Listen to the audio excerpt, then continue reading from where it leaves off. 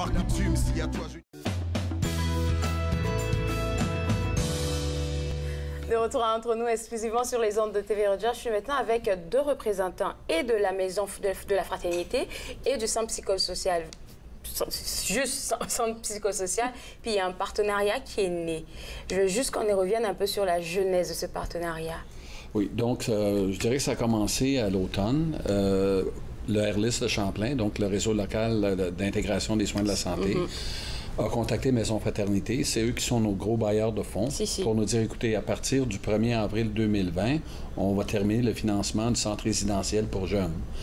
Donc, on est un petit peu pris au dépourvu. Qu'est-ce qu'on fait maintenant? Mylène et son président de conseil d'administration sont venus nous rencontrer. On a commencé à parler de peut-être on devrait se mettre ensemble. On est deux agences complètement francophones qui desservent des jeunes, desservent les familles. Eux, c'est en santé mentale. Nous, c'est en toxicomanie et troubles concomitants, donc qui veut dire ceux qui ont les deux problématiques de dépendance et de santé mentale. Donc, c'est là que les discussions ont commencé. Et puis, avec le début de la nouvelle année, les deux conseils d'administration se sont rencontrés. On a dit, bien, on devrait probablement regarder une intégration, une fusion des deux agences. Donc, il y a deux niveaux. Un, c'est on va présenter un projet au RLIS de Champlain pour essayer de conserver le financement, parce que c'est un gros montant d'argent. On a entendu beaucoup de la communauté franco-ontarienne qu'il ne fallait pas perdre ces lits-là. Donc, incessamment, le RLIS va faire un appel d'offres pour un projet de traitement intensif chez les jeunes francophones. Donc, nous, on va présenter un projet.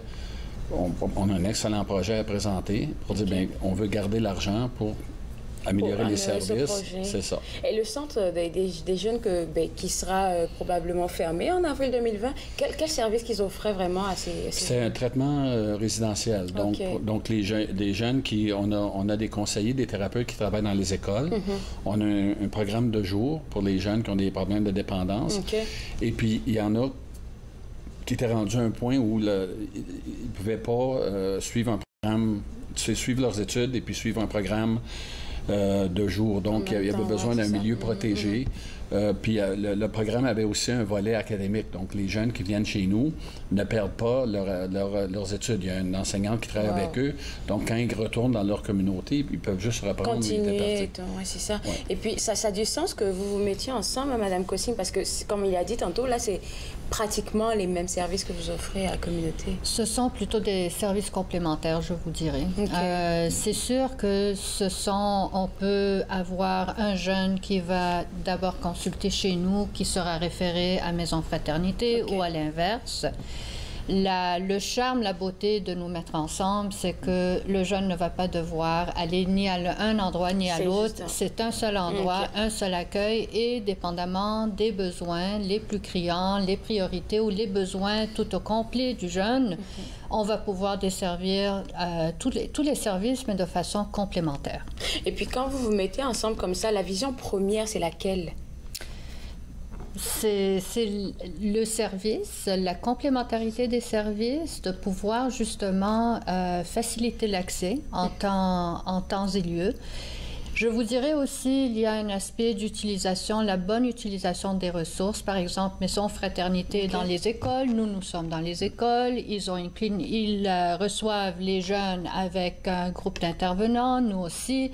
Donc, il y a, c'est sûr, une économie d'échelle qui devrait pouvoir se passer pour pouvoir justement investir davantage sur l'offre de services. Et les écoles, c'est vraiment les écoles des deux conseils scolaires que vous recevez, hein? Oui, les deux conseils scolaires francophones. Francophones, d'accord, OK.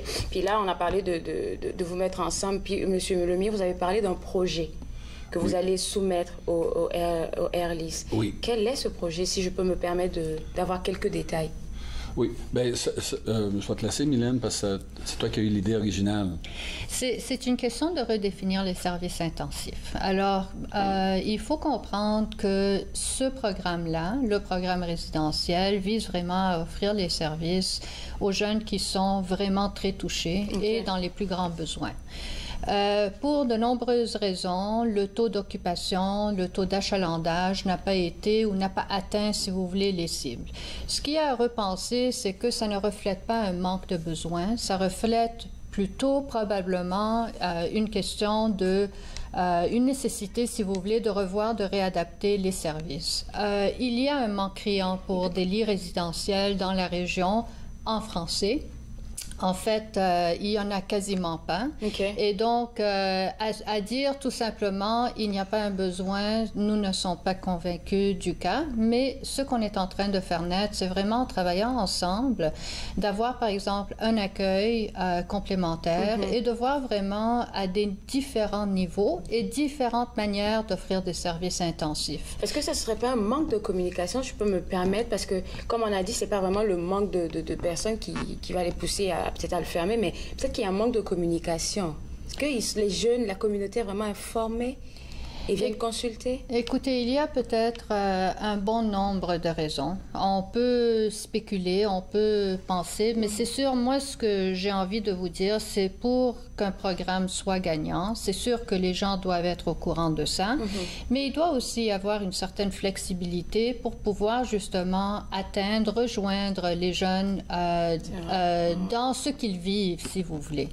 Alors, nous travaillons vraiment avec cette perspective-là et c'est sûr que nous travaillons avec nos partenaires, que ce soit d'autres agences qui offrent des services en santé mentale, définitivement les conseils scolaires, les centres hospitaliers et aussi les services juridiques, ainsi de suite. Alors vraiment, on veut, et les familles, les jeunes et les familles aussi. Alors on veut vraiment venir entourer les jeunes et offrir, si vous voulez, des services multidimensionnels. Puis ça, Monsieur Lemire, ça serait vraiment comme je vais dire, un ouf de soulagement, si je peux le dire ainsi, de vous mettre ensemble. Pas seulement à cause du centre, mais de fait de travailler conjointement. Ça va apporter beaucoup.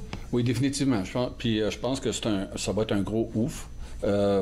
Puis on se sent comme agence présentement francophone vulnérable face au gouvernement ontarien qui semble vouloir couper dans les services, puis les services en français. Donc le fait d'être ensemble nous rend plus solides, plus forts, donc moins vulnérables à des coupures possibles. Et puis quand est-ce que tout ça va commencer à se mettre en marche, vous pensez? Bien, c'est commencé. Là, on attend que le Airlist fasse son appel d'offres. Ça devait être à la fin mars. Là, on nous avait dit la fin mai. Maintenant, on est en juin.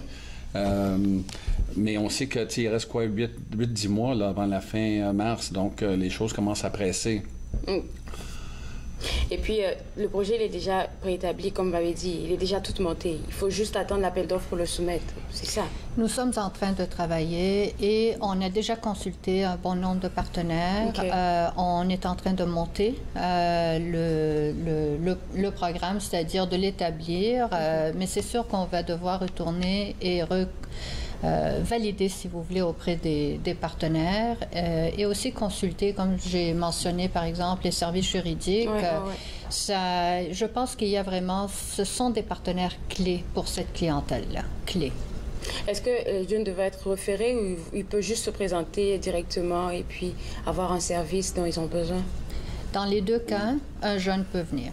On n'a pas besoin de référence. Un jeune, un parent, un intervenant de la communauté, on n'a pas besoin d'une référence comme telle. Il y a moyen de faire une demande en ligne, il y a moyen de téléphoner. Chez nous, on a une clinique sans rendez-vous. Alors, il y a plusieurs façons, plusieurs moyens.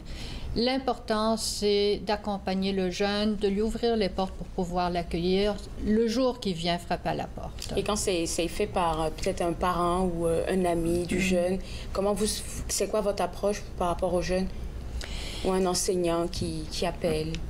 Ben, écoutez, c'est sûr que le jeune doit vouloir recevoir les services. C'est la personne concernée, c'est ça. C'est ça. Mais il y a des jeunes qui arrivent, qui disent, ben, je suis ici parce qu'on m'a dit que je devais être ici. Et c'est une question de l'accompagner. C'est une question d'établir un lien de confiance, un lien de communication pour que le jeune, justement, puisse voir l'utilité, l'importance de se prendre en main. Mais il faut commencer avec ce lien de confiance-là. D'accord. Vous vouliez mentionner quelque chose? Juste on veut aussi aller chercher la motivation du jeune. Donc, souvent, comme vous dites, il arrive, il ne veut pas nécessairement être là. Non. Mais en parlant avec nos thérapeutes, nos professionnels, on peut arriver à dire, bien, peut-être qu'il y a des choses que tu peux commencer à changer dans ta vie. Pas nécessairement devenir complètement abstinent, mais si tu as un problème, admettons, avec l'alcool, peut-être pas obligé d'arrêter d'autres choses que tu fais, mais peut-être commencer à réduire.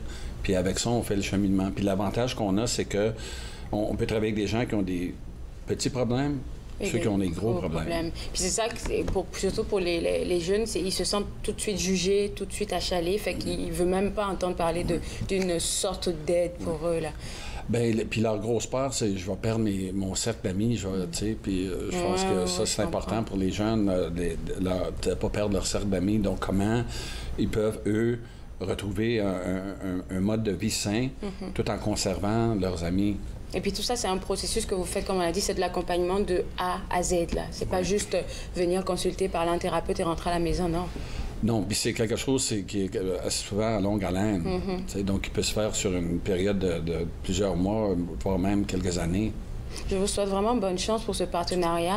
Puis bonne chance aussi pour le reste des autres centres de la Maison Fraternité. Je sais qu'ils vont rester encore on viendra vous en donner des nouvelles. Merci beaucoup. Alors, voilà la maison. N'oubliez pas de voir le site web de la Maison Fraternité, donc www.maisonfraternité.ca, ou même vous pouvez rejoindre le centre psychosocial où ils se feront un plaisir de vous aider. Alors, après la pause, on va parler de poésie avec la poète Margaret Cook. Vous regardez Entre nous, exclusivement sur les ondes